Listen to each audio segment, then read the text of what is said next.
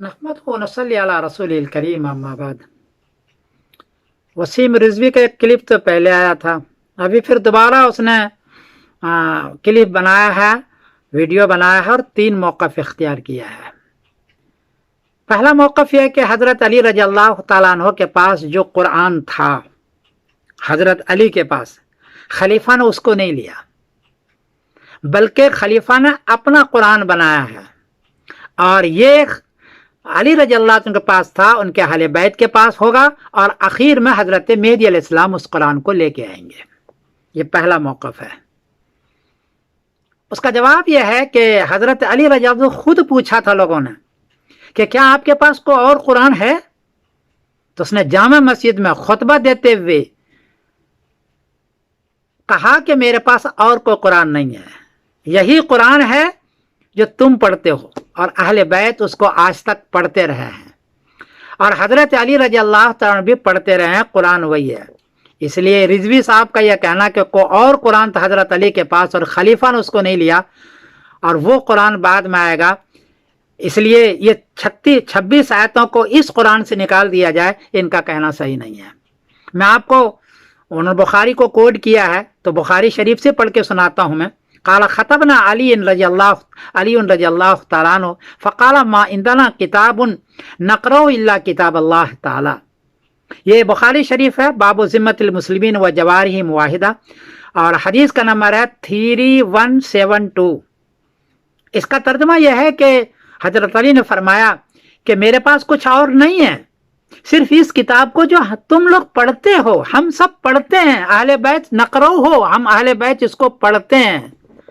تو اہل بیت کے پاس کوئی اور قرآن نہیں تھا بھائی صاحب، اس لیے آپ یہ غلط فرما رہے ہیں۔ اور پھر آگے فرمایا کہ یہ صحیفہ ان کے پاس ایک تھا، چھوٹی سی اور کوئی چیز تھی، کہا اس میں کیا ہے، کہا جراحات و سنان الابل، اونٹ کی عمریں ہیں اس میں لکھی ہوئی، اور زخموں کی دیت ہے، اتنا ہی ہے، باقی قرآن یہی ہے۔ اس لیے پہلا موقف رضوی صاحب کا کہ یہ قرآن نہیں ہے اور خلیفہ نے لایا ہے، یہ غلط ہے۔ ان کا دوسرا موقف ہے کہ حضرت عثمان رضی اللہ تعالیٰ عنہ نے قرآن کو جلا دیا تھا اور اپنا قرآن ڈالا تھا، دوسرا موقف ان کا ہے۔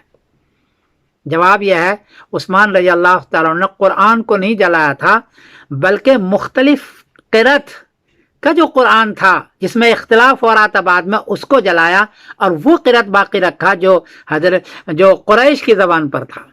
قرأت کیا کہتے ہیں اس کو بتا، جیسے ہے روٹی کھابن بنگلہ میں، روٹی کھابیں جھارکھنڈ میں، روٹی کھادو گجراتی میں، اور روٹی آپ کھائیں گے لکھنوی زبان میں۔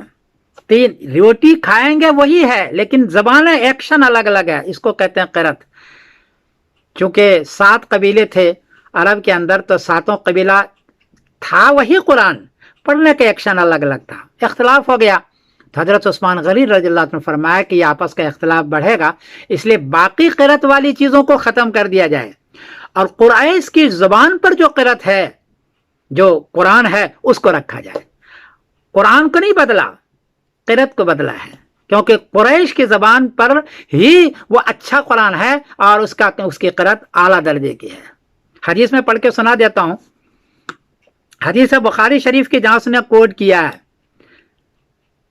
قال عثمان اذا اختلفتم وانتم وزید بن ثابت فی شیء من القرآن فاکتبوا بلسان قریش فانما نزل بلسانہم ففعلوا۔ یہ بخاری شریف ہے، باب جمع القرآن، اور حدیث کا نمبر ہے 4987۔ فرمایا کہ تم اگر اختلاف کرنے لگو قرأت میں، قرآن میں نہیں، اس نے کہا قرآن میں نہیں، تو تم وہ چھوڑ دینا اور اکتبوہ بلسان قریش، قرآن کو لکھو قریش کی زبان میں۔ کیوں؟ فإنما نزل بلسانہم، قریش کی زبان میں نازل ہوا ہے۔ جیسے لکھنی زبان میں نے کہا کہ آپ کھائیں، روٹی کھائیں گے، لکھنی زبان۔ تو حضرت عثمان رضی اللہ تعالیٰ عنہ نے قرآن کو نہیں جلایا ہے، بلکہ مختلف قرأتیں تھی جس میں اختلاف ہو رہا تھا، اس کو جلایا ہے، اور قریش کی زبان والی چیزوں کو رکھا ہے، جس کو حضرت علی بھی پڑھتے رہے ہیں۔ میں ابھی اوپر بتایا کہ حضرت علی نے فرمایا کہ یہی قرآن میں پڑھتا رہا ہوں، کیونکہ عثمان رضی اللہ عنہ تو پہلے لکھا ہے، حضرت علی بعد میں خلیفہ بن کے آئے ہیں۔ اور آخر میں یہ ہے کہ वअमर बिमा सिवाहु मिनल कुरान फी कुल्li सहीफतिन औ मुसहफिन अन युहरक, हुक्म दिया कि और जो कुरान का जो है मुख्तलिफ क़िरत वाली उसको जला दिया जाए।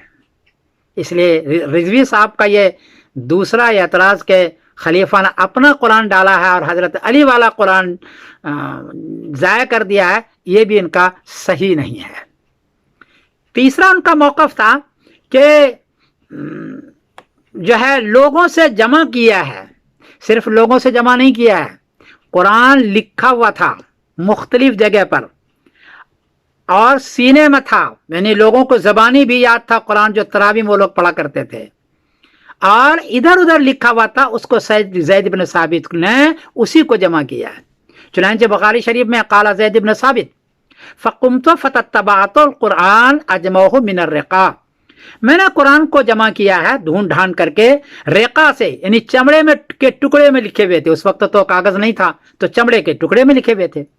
वल अक्ताफ, और शाने की हड्डियां जो होती है, शाने की हड्डियां, उस पर वो लिखे हुए थे। वल उसुब, और खजूर की टेनी पर लिखा हुआ था कुरान पाक, वो जमा किया। वो सुदूरी रिजाल, और लोगों के सीने में, लोगों को ज़बानी याद था, वो लिखा हुआ है। तो चार चीज़ें जमा किया है जहां जहां उनको मिल सका, चमड़े के टुकड़े, शाने की हड्डी और खजूर की टहनी और लोगों की ज़बान से, ये सबको मिला के उन्होंने जमा किया, और छोड़ा किसी को भी नहीं है, छोड़ा किसी को भी नहीं है। इसलिए, और ये बुखारी शरीफ है, बाब लक़द जाअकुम रसूलुल्लाह, ये बाब है और हदीस का नंबर है 4679 बुखारी शरीफ में। इसलिए रिजवी साहब बुखारी शरीफ से कोट करते तो हैं, लेकिन ऐसा लगता है कि वो आधी बात भूल जाते हैं या अपने मतलब की बात लेते हैं, बाकी बात को नहीं लेते हैं। अब एशिया हजरात का भी बयान आया है, ये कुरान जो इस वक्त पूरी दुनिया के अंदर है, यही कुरान है, इसमें एक हरफ भी बदला नहीं गया है, तहरीफ नहीं हुई है, तब्दील नहीं हुई है, और हजरत अली का कुरान भी यही है, और इसमें एक हरफ भी कोई बदलेगा वो काफिर हो जाएगा। एक हरफ की बात करता हूँ आयतों की नहीं।